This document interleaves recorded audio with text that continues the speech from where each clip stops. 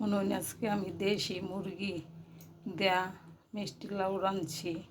আর কিবা রাঁধছি আর লাউডা কতনি বড় লইন মূল ভিডিও চাইয়া। আসসালামু আলাইকুম। এই যে দেখুন বিশাল বড়, মাশাল্লাহ বিশাল বড় একটা মিষ্টি লাউ।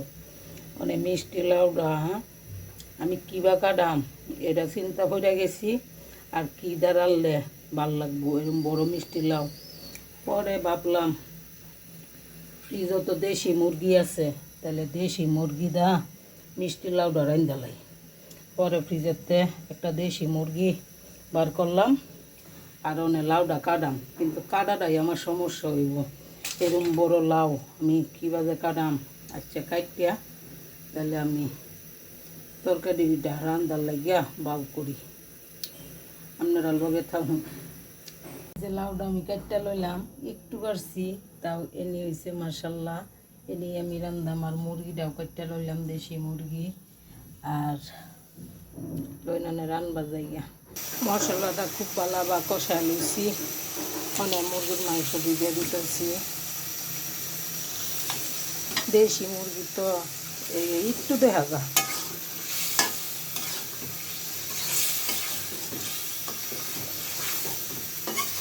আচ্ছা একটু পয়সার লোক পরে হলো লাউ দিয়ে দেন। মুরগিটাও তো আমি কষা আনছি, অনেক হলো লাউ দিয়ে দেন।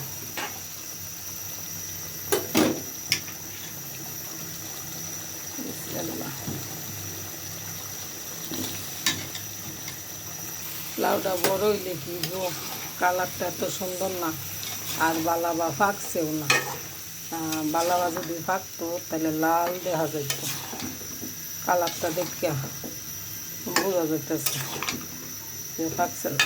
আচ্ছা আমি দেখে দেই, যদি পানি দিন লাগে তাহলে দেন।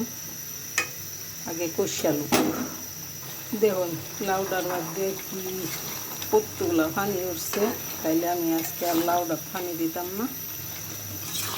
এই পানি যে উঠছে লাউ আর মাংস, এই পানিতে সিদ্ধ হয়ে দেব। তাহলে অনেক দায়িত্ব দিই।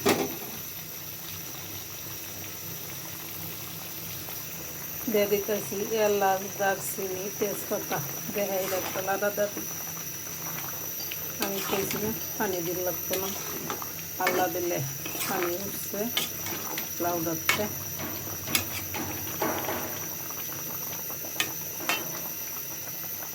সব শেষে দেওয়া দিতেছি একটু কাঁচামরিচ চিড়া।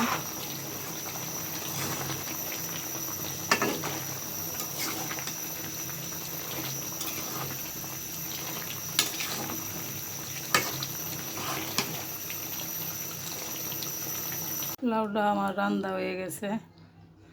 আপনারা লাইক কমেন্ট করুন যে, তাহলে ধন্যবাদ।